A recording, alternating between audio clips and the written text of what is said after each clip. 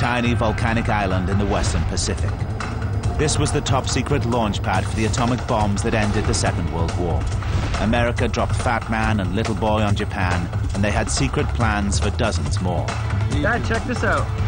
A present-day Los Alamos bomb maker believes that when the war ended, the parts for those A-bombs were dumped here. These pieces ended the darkest time in human history. They're out there, somewhere.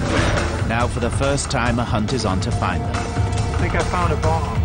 Father and son diver explorers Mike and Warren Fletcher search for components from the bomb that changed the world.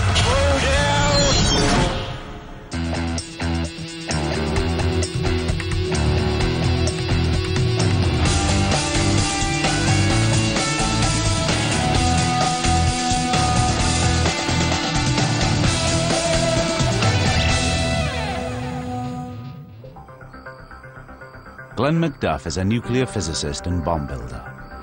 He spent decades tracking down secret documents, photographs, and first-hand accounts of the men who made the atomic bombs that were dropped on Japan. And he believes that when the war ended, components for many more bombs were left behind. Someone didn't get the memo about dumping items that wage war over the ocean. And that's what got me interested in coming to look here. There were 66 Fat Mans on Tinian at the end of the war. Are they out there? They're out there. Are we looking for a needle in a haystack? Probably. The Fletchers can see the size of the task ahead of them, a land and sea search for scattered A-bomb parts.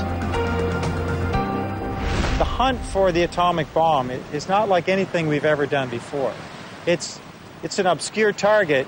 We know that there could very well be pieces, especially of Fat Man, out here in these waters. Tinian is nearly 2,500 kilometers from Japan. Underwater volcanoes and deep chasms in the seabed surround the island.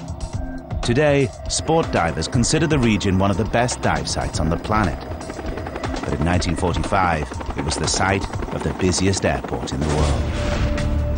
Tinian was the launch pad in the fight against Japan. The island was home to Project Alberta, a top-secret operation that built the first atomic weapons used in combat. The American commanders wanted Project Alberta to run like a factory. Each month, 3 atomic bombs could be assembled and dropped until Japan surrendered. On August the 6th, 1945, Little Boy was dropped on Hiroshima. 3 days later, Fat Man destroyed much of Nagasaki. Another atomic bomb was nearly ready to go with more waiting in the wings, but Japan chose surrender over annihilation. Today, not a single first-generation bomb survives. The team want to find the Fat Man casings and bomb components that were left behind. A direct connection to the original atomic weapons and the scientists of Project Alberta. A discovery that would make history. How many times have you been on the island? First time. Really? Never. We're here with Glenn to try and understand the importance of this island as a staging point of the dropping of the bomb that changed the world. There's a connection between this island and that event that's lost here in the jungle and here offshore. So if we stumble onto something, you're going to know what we got our hands on? I hope so. Project Alberta brought 270 tons of equipment. For Glenn, the quest to find a piece of the original A-bomb is a scientific holy grail. He's convinced the material can still be found. The search begins on Tinian's abandoned aircraft runways. This is where Fat Man and Little Boy began their fateful journeys to Japan. The bomb loading pits are still here. This did make world wars obsolete. It made wars not worth fighting anymore. And the horror that led up to this, that we actually had to do something like this to stop, to end a world war. That's kind of awe-inspiring. The atomic bombs comprised hundreds of parts that were brought to the island for assembly. But when the war ended, those bomb components just disappeared. The official U.S. military records state that the U.S. Army Air Forces dumped all top-secret A-bomb material up to 16 kilometers offshore in water up to 2 kilometers deep. Tinian lies near the deepest point in the world's oceans, the Mariana Trench, a yawning fissure 11 kilometers deep. The seabed starts to drop dramatically less than 5 kilometers offshore.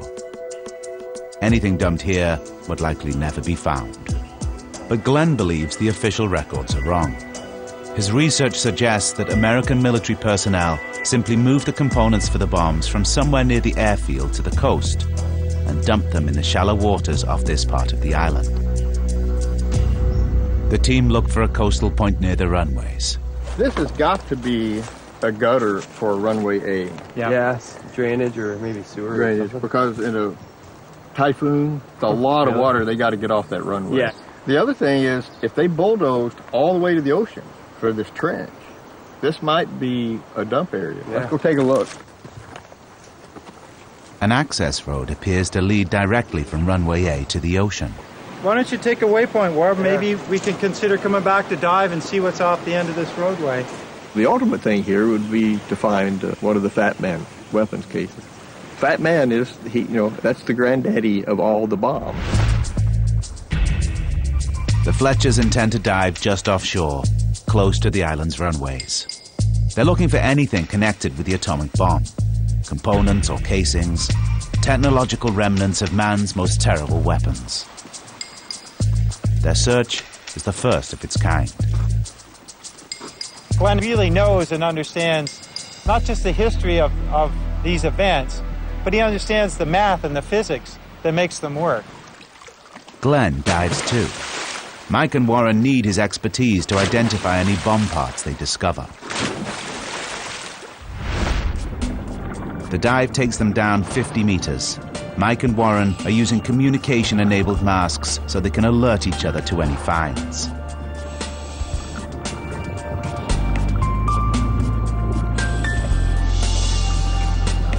The first things they see are large, jagged rock formations and a sea bottom teeming with marine life. What the heck is that thing?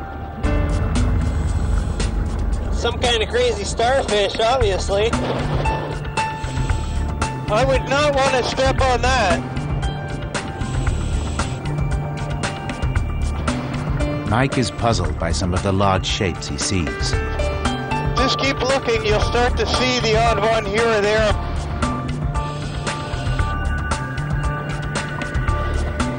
They look like man-made objects encrusted in coral.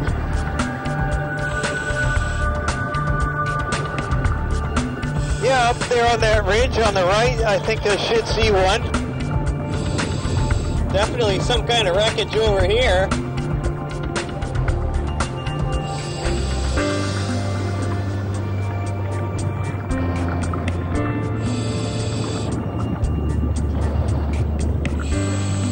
They need Glenn's expert eye. But the team must be careful. Tinian was a strategic base in World War II and heavily fought over. Live bombs and shells still litter the ocean floor. Glenn has studied the dimensions of each of the hundreds of components that make up an A-bomb. As time ticks away, he examines the object, hoping for a match.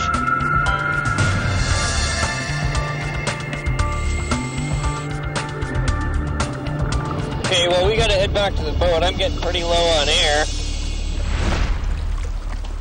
What would you think? I think those are Sherman tank rounds. I think they're 70 millimeters. They all measured at the base right at 3 inches. Well, obviously not nuclear bomb pieces. No, I think this was an amphibious assault beach. So maybe that mark in the ground that we saw was just where the landing crafts were coming ashore. Tinian came under heavy shelling when American forces took the island from the Japanese in July 1944. The site was chosen for Project Alberta. And the following year, atomic bombs left Tinian targeted on Japan. But it looks likely that the runway road the team found was used to carry materials onto the island, not off it. They still need to find the dump site. But the amount of live shells and munitions they've already seen underwater has given them pause for thought. Unexploded ordnance is still down there. You might just find one ordnance that still has a fuse, still has a timer, still has a detonator. Usually my luck goes, I'd find it. Before investigating further, they seek expert advice from the local bomb disposal unit on the dangers they face diving here. What we're doing is taking all of the ordnance that's been collected from a large ordnance storage depot that burned back in 1945, and we've been cleaning it up over the last couple of months. So let's go take a look at the hole. Weapons left behind from the Second World War litter Tinian and nearby islands.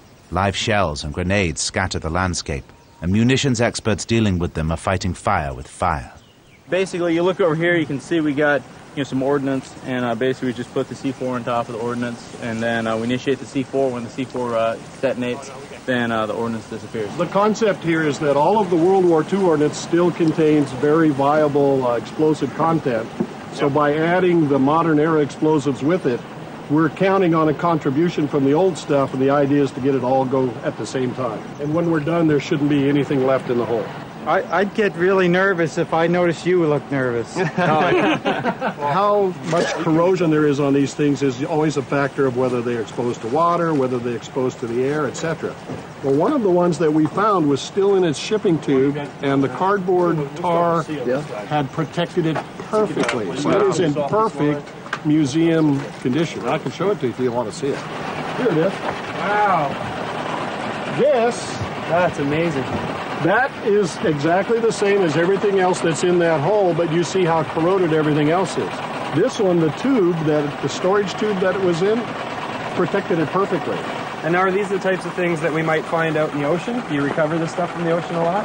5-inch projectile? Absolutely. Yeah. Anything that was fired in that type of scenario, or Japanese rounds fired at the Marines when they were coming in. So you're going to find that out there in the reef. One of the biggest things that we run into these days is white phosphorus, which will catch on fire in the presence of oxygen.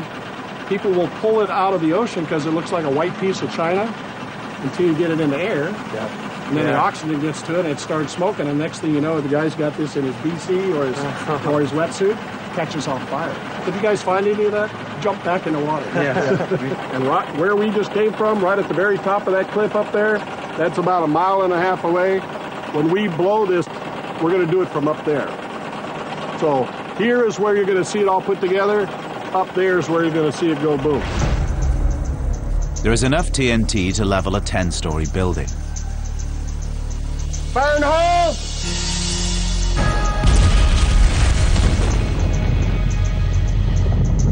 The cliff top is a safe vantage point, but an underwater encounter with a live shell could be fatal for the team.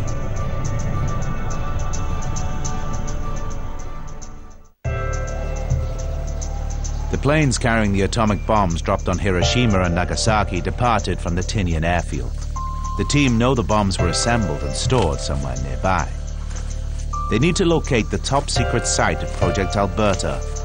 Then they can work out whether surplus A-bomb parts may have been dumped when Japan surrendered. It's a challenge. At the end of the war, the US military ceded this entire area, obscuring the secret base. After more than 60 years, thick foliage covers the site, and the tropical heat makes searching uncomfortable. They use Glenn's photos of the base from 1945. They look back in time to locate the key buildings known as Quonset huts. We obviously got to go back that way. Go back. Hey, right here. Oh, yeah. A Quonset hut bolt. So how can you tell that's a Quonset hut bolt? The corrugated covering would bolt to a rib, which is about a 2-inch channel. And there's the rubber gasket for water sealing. Oh, yeah. They just bolt it down. In a clearing, the team find the crumbling foundations of a prefabricated building. They're on the right track. It's the edge of concrete. This is the first Quonset hut. We put one of these closest to the road. Yeah, some of the bigger ones, but we're looking for the smaller ones in the back corner, right? Yep, that's the technical area. So we're on the edge of Project Alberta. Yeah. And only people who were working on the atomic bomb were allowed into that area? This was a closed area. Secrecy was of utmost importance. More than 50 scientists worked on Project Alberta. Known as the Destination Team, the operation was protected by armed guard. Despite the smiles, these were men under pressure. They were assembling the first atomic bombs to be used in combat. Bombs intended to kill tens of thousands of people, but that would end the war. We should hit probably some remnants of the next fence and then the next Quonset hut. Yeah, should be no problem from here. The photographs give the team a perspective on the past. Look at this. Look at this crack, this chip out of the concrete. It's right there, and just in front of it, there's the seam. There's the seam. So this is Quonset hut 4. In fact, if we hold up this picture, that's what we're looking at right there. You know all these guys, what did they actually do? They built and developed the blast measurements for the combat mission. So they could measure the intensity of the blast? Yeah, so they could measure the yield for Little Boy. And this is the blast gauge that they used on the Hiroshima mission. And what happened to all the different components and tools and buildings and everything that used to stand here? All this was dumped. The question is where? The team needs someone to interpret their findings and help guide their search. They turn to Project Alberta's unofficial photographer. Los Alamos, New Mexico, birthplace of the atomic bomb. Only a handful of Project Alberta scientists survive. Leon Smith is one of them. In 1945, he was a 25-year-old atomic scientist working on a top-secret project on Tinian. Can you tell us about your job on Tinian? There were 5 of us to work on the development and the combat assembly and delivery of the Little Boy and the Fat Man. We were expected to be able to test any of the components, repair them, do special things like set the altitude on the radars. Then 3 of us were to be able to fly with the bombs and to check them out using equipment which I had designed up to the moment of release. Leon did not get to accompany his bomb on its lethal journey. He lost out to a fellow scientist in a coin toss for the Hiroshima mission. In his downtime, he was the project's unofficial photographer, an insider with access to all areas. After the war, he was stationed on Tinian for a further 2 months, and he has information on where the bomb parts may have been dumped. I have heard that for explosives and other things, they were expected to go several miles west and drop it. But people in a hurry will often take shortcuts. And at that time, we were accustomed to taking a lot of shortcuts. So we're talking about big volumes of material here. Yeah, it's very large. There was one point of land on the west side of Tinian where, after the war, I observed truckloads of equipment just being pushed over the cliff into the ocean. Leon described the tipping point. Now Glenn and Warren must try to match their photos to a location. The map from 1945 called this Bombas Point.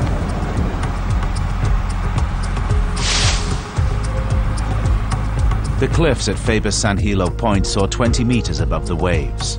They create a bulging overhang the locals have nicknamed Dump Cove. At the end of the war, general military debris was dumped here. But Leon Smith believes this was also the trash can for atomic bomb parts. Oh man, this would be the perfect spot to dump stuff off. Yeah. Nice flat approach. It's got to be 50 feet at least. Sure looks like the spot here in your photo. And it looks like it hasn't changed much. Man, that would have been a busy spot the last few weeks, just truck after truck Truck coming. after truck. This is definitely the dive target. Oh yeah, we have to dive here, there's no question. We could find a casing that looks just like the original Fat Man bomb. Probably in the pieces, in one of the 3 pieces, but okay. Tails, front hemis, back hemis, nose pieces, but yeah. Right. Or any combination. Wouldn't that be something to find that? That would be a real find.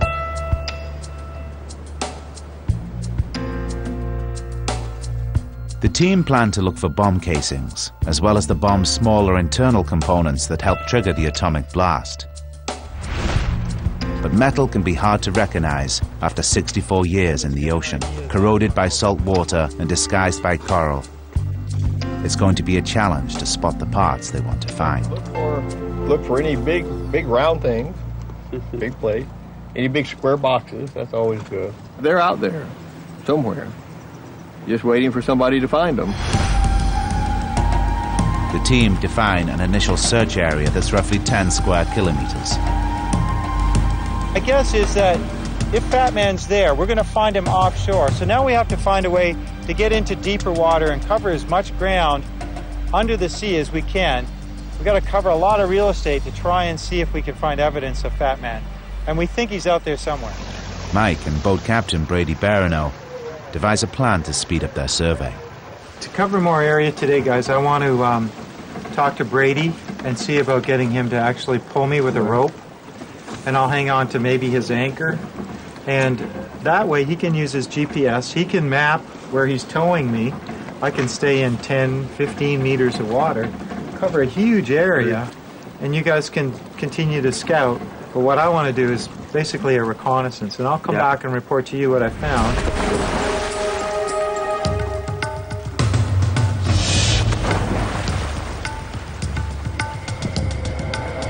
The waters here are clear to around 60 meters, but the ocean rewards them as soon as they dive in. A massive World War II dumping ground stretches as far as they can see, just 15 meters below the surface. Tank parts, engines from planes, and shattered jeeps litter the aquatic landscape. And as they get closer, they spot smaller wartime objects patterning the coral seabed.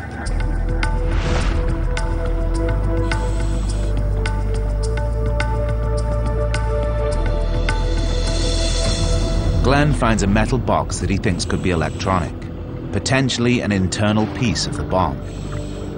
But coral cements it to the ocean floor. He can't pry it free.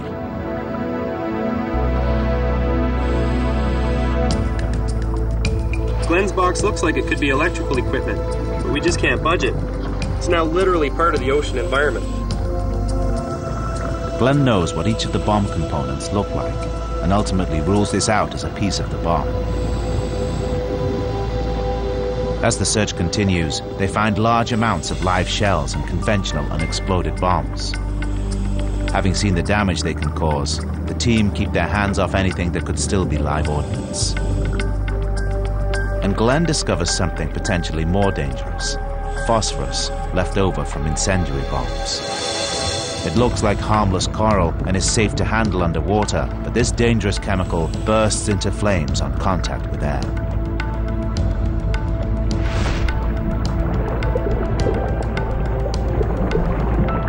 Mike surveys the seabed from a safer distance as he completes his tow scan. Everything's good, Brady. The seabed is literally lined with all sorts of evidence of the Second World War. Old jeeps and broken airplane parts and office supplies that were here on the island and just bulldozed into the sea. As soon as you hit the water and look down, you're flabbergasted. There is stuff everywhere. This is the first official search for A-bomb parts in these waters. Glenn has been tracking this story for decades, and he is like a child in a candy shop. He can't drag himself away. I have double tanks on. He's just in there with a single 80 cubic foot tank, and I was amazed at how long he stayed underwater. The guy breathes like a turtle. It's unbelievable. And I think he was just so into it. He was really, controlling his breathing and just, he wanted to stay in there as long as he could. And I kept looking at his gauge, and it was getting lower and lower, and I'd ask him if he wanted to go up, and he'd be like, no, I want to stay down. How much air do you have left? I thought I was going to have to drag you off the bottom there. I could tell you didn't want to go. I figured I was just going to almost suck this one dry. There's much stuff to look. You could look for decades down there. I'm sure you could. I can't believe all the stuff down there. It's everywhere. Airplane engines and tanks and old Jeep chassis. I mean, it's just everywhere you look, like forever. And every little divot, wash the sand out of it, there's something in every little hole. So what about the bomb casings? I mean, we didn't see it today, but... We didn't see anything, but how far is this stuff?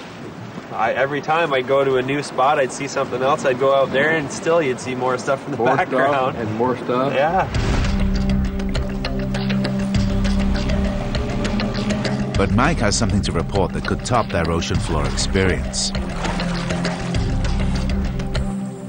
I think I found a bomb. Bomb? I thought it might even be a little boy, because it's kind of the right shape with the tail and the back assembly broken off. I'd like to take you guys and have a look. The atomic bomb, codenamed Little Boy, was dropped on Japan August 6, 1945. The force of its explosion equaling more than 12,000 tons of TNT. 3 days later, Fat Man blasted Nagasaki with the equivalent of 18,000 tons. The scientists' focus was on the bigger bomb, so they believe most of the components dumped here would be parts of fat men. A Little Boy casing would be a remarkable discovery.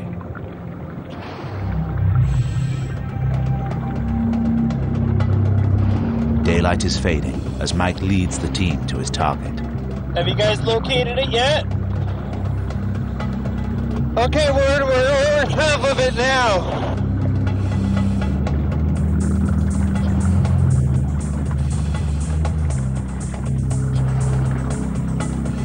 The original Little Boy bomb weighed 4,400 kilograms and was 3 meters long. Mike's target is missing the tail fin. The length is very close. Glenn checks the diameter. The original was 71 centimeters across.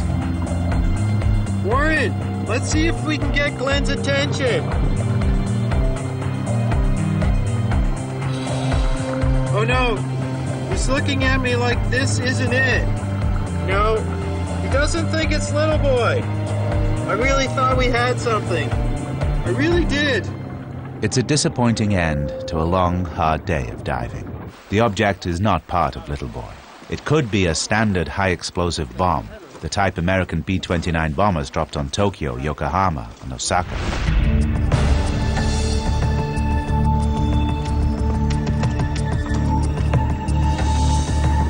The next day, the hunt starts over at Dump Cove. Again, the team's support boat tows Mike across the search area, and once more, a large shape on the seabed catches his eye.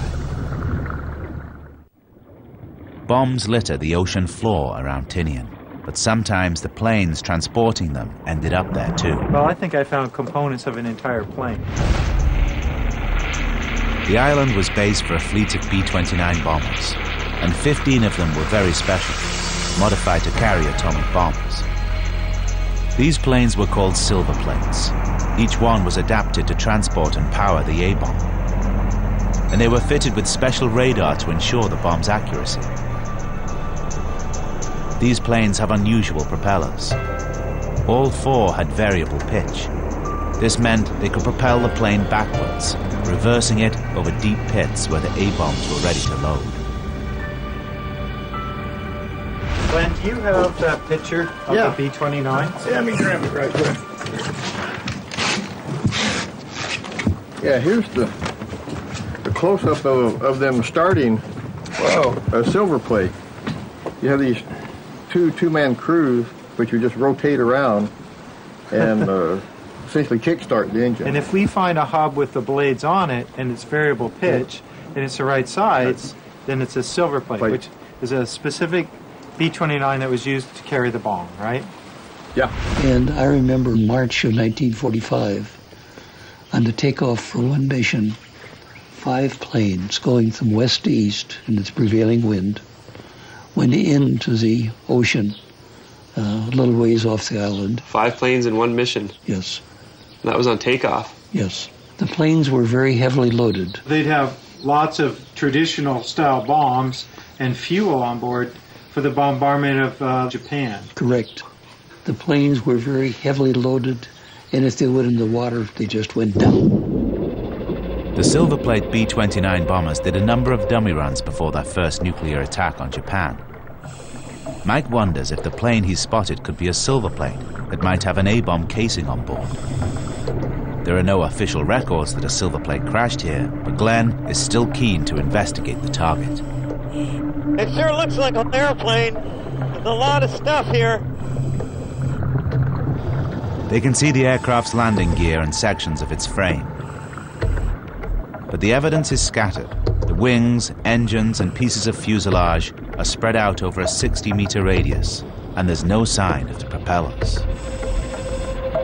And I'm going to take off over here. I want to show you the wing.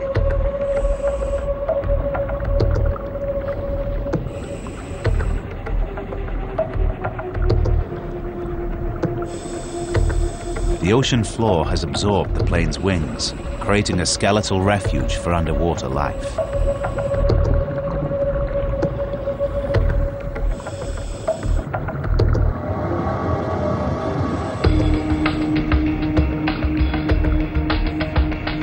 Then Glenn finds something promising. A propeller, masked by decades of coral growth and corrosion. He probes for clues and can see that the blades are bent. It means the prop was probably turning when the bomber crashed. It's a B-29. But is it a silver plate? Glenn's saying no. He says he doesn't think it is a silver plate. The telltale sign of a B-29 adapted for atomic warfare is the propeller hubs, which allow for changing the pitch. And Glenn can see that this one does not have variable pitch. Another long day of diving ends without a breakthrough. But the sheer volume of potential targets provides hope that tomorrow's dive will be successful. Fat Man has proved to be quite elusive. I've dove on a lot of targets that I thought might lead to Fat Man. I've been disappointed more than once now, but I'm going to stay with the plan and see if we can't make history by finding what would be one of the last bits and pieces of this important bomb, the Fat Man. At first light, the team return to continue their search of Dub Cove. They have no choice but to push their investigation to the outer edge of the target area, beyond which the seabed quickly drops to more than 400 meters, too deep to dive. These waters border the deepest in the world. Anything dumped there may never be found. Glenn heads off alone to investigate the uneven seabed. A large cylinder sitting alone away from the rest of the war debris attracts his attention. Its size and shape suggest it could be the casing for a Fat Man bomb. I was swimming off, I was looking around, I'm like, what's that big pimple-looking thing on the bottom? You know, and if you look around, there's not another one like it anywhere. No. So I swam up over it, and half of the circumference is perfectly round. Right. Which is really odd, but it's really encrusted, so I swam down and looked at it, but it's hollow. Mm-hmm. The whole thing is hollow. Well, it was almost the right size to be a Fat Man. Yeah. Like once you add the crustaceans. Yeah, I measured it, and it's a little over 5 feet. The Fat Man was 5 foot diameter. It's the right shape. It's the right size. It's the right location. This looks very suspicious. Hey, maybe we have something here.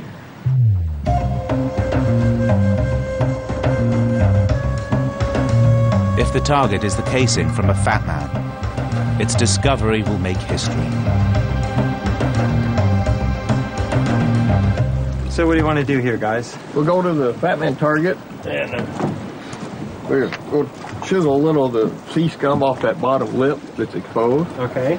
And we're going to expose enough just to be sure what it's made of. Right, where the big lip where you can reach inside. Right. There's a really good exposed lip. Okay. So will you actually be tapping off the marine growth on the inside or outside? All outside. If it is a Fat Man, there's got to be seams on that cylindrical part, right?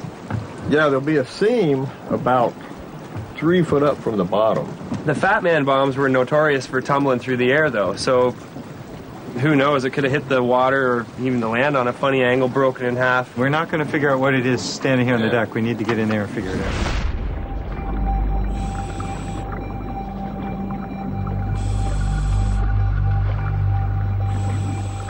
On his first encounter, Glenn saw the object was hollow, so there is no danger of explosion.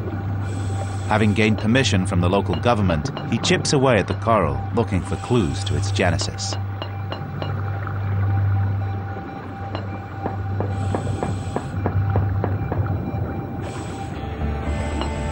But even a hatchet and hammer can't get through the tough coral growth.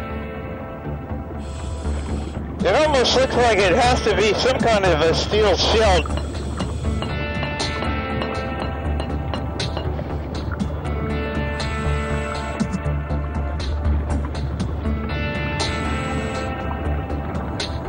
Looks like he's not sure what we've got here.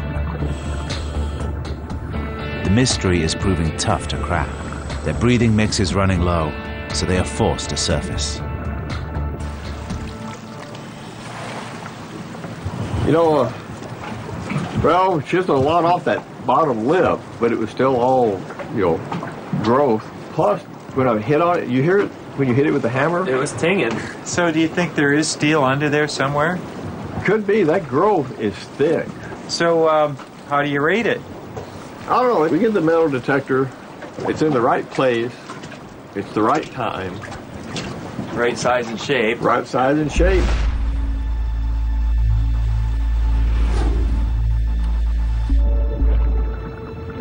But is there steel under the object's coral coat? I'm gonna go get the metal detector, okay? Glenn and Mike take turns to use the metal detector. They calibrate it by monitoring their metal air tanks.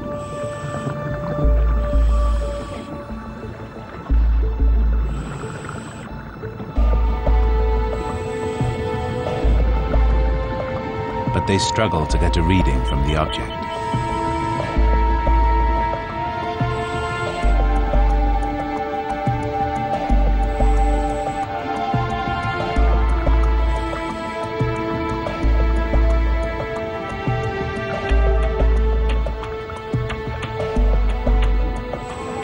Eventually, they give up. Looks like it's coral, after all. Nothing. No beep, no hum. There's no metal inside the clump that, for a while, had us going.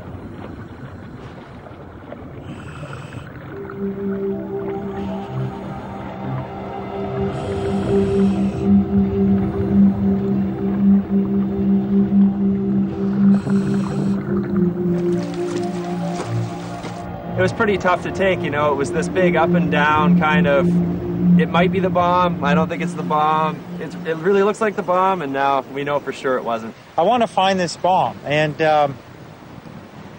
I believe from looking at the evidence that there is a fat man out there. I'd love to be one of the 3 or 4 people working together that could say we found it. And I know that we just have to keep looking. If it were easy, it would have already been found. We know it hasn't. Do we believe it's there? Yes. And today wasn't our day. After another day of disappointment, the team review their entire search plan. And are those fuel tanks? Here at Dump Cove, there's kind of two problems. One, there's so much to look at, and we're limited in bottom time. There's a lot in the deep water, and the fact that it's cemented under how many feet of sea growth. Yeah, there could be big bomb casings completely covered over and buried under that coral, and you can see there's 4 or 5 feet of parts in the bottom, all encrusted. The challenges of the undersea search have proved greater than anticipated. Mike proposes a radical change in their approach. I'm getting the impression we should go out of the water and back on shore. Back on land. I think that's our best option. We found a few things there the other day. They haven't found any parts where the bombs were dumped, so they shift their search to where the bombs were assembled. And probably the best would be the work area, Quonset area, because all the piece components were built in the work area. Right. They were all taken to the assembly building and all put into a bomb. So essentially, parts go in, a bomb comes out. Right. That's where all the bits and pieces are. The bombs, known as Fat Man and Little Boy, comprised hundreds of components, each one essential for the atomic chain reaction. And the team know the exact location where those parts were put together, the prefabricated huts that made up Project Alberta. They take to the air to examine the compound. A bird's-eye view that helps pinpoint Quonset Huts 2 and 3. These were the arming and firing stations where Leon Smith helped assemble his bomb. At ground level, it's more of a challenge. The outlines of buildings are harder to spot. The undergrowth is thick and many of the bomb pots were small. But the team persevere in the hope of discovery. Did you say these round holes were the toilets, the latrines? Yep, that's the... So I'm looking in the toilet, and look what I found. Wow. Oh. Well, also, if the light bulb burned out in the can, they'd probably just drop it down in there. You think they just threw it away? Yeah, well, you gotta go after and get it? No, but do you think you'd want to throw it in the toilet? Why not? No, these are outhouses. This is... Everything was au naturel. That's a 64-year-old light bulb. Yep, we'll leave it for another generation to find. As they press further into the compound, the heat grows more intense.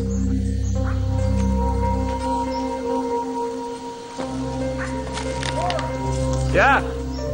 Hey, Mike! Yeah, come on over.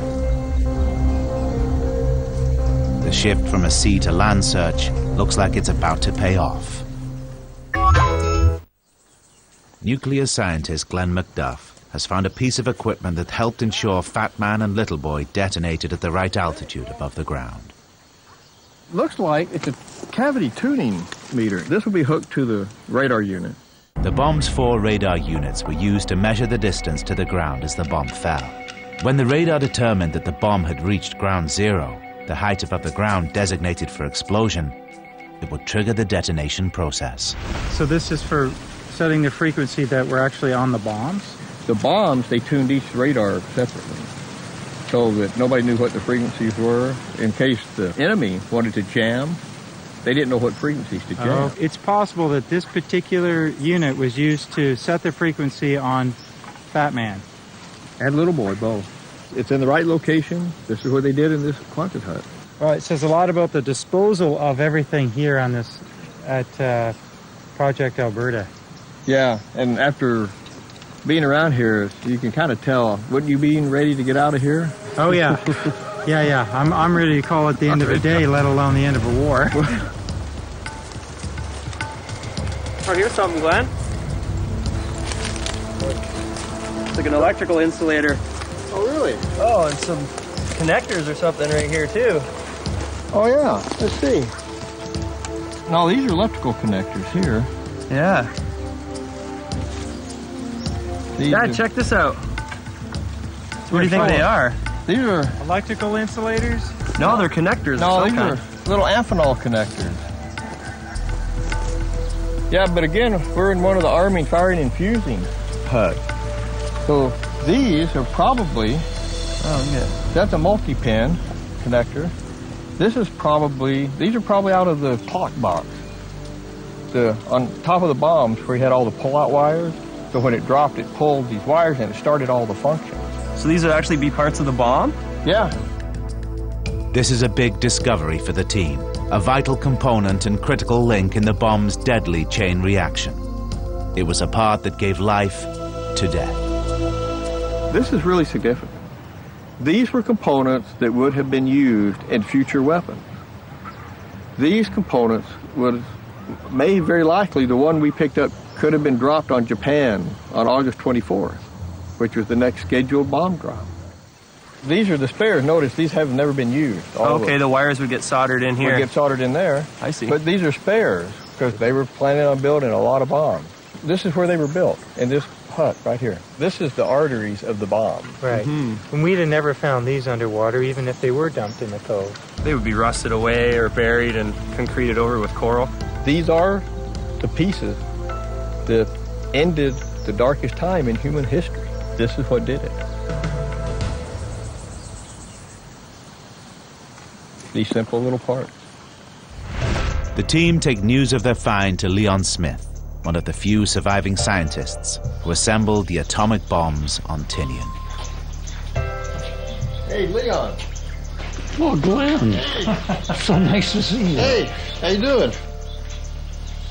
Up in the main work area where the Quonset huts were, there's still an awful lot of debris left around. We found components left over, and especially these connectors.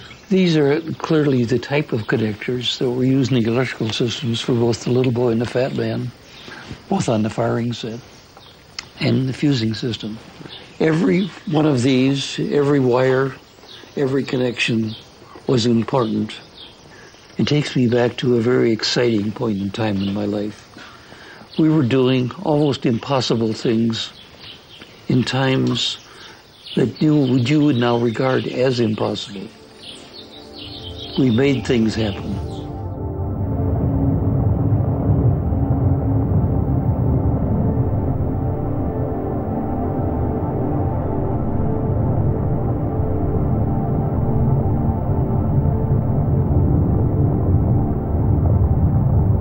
You can take a handful of metal and destroy a city with it. Maybe we shouldn't forget what these people did, because if we do forget, it's very likely we'll repeat history. And this is not one part of history anyone wants to repeat. And after all these years, do you think about the bomb and the effect it had and the impact of the bomb? The battle for Japan was scheduled for November 1 of 1945, just a few months into the future. I think the Japanese would have gone underground into guerrilla warfare. Casualties on both sides would have been simply unreal. How many deaths would you be willing to accept? How did I feel when the bomb was dropped on Hiroshima? I felt a sense of relief.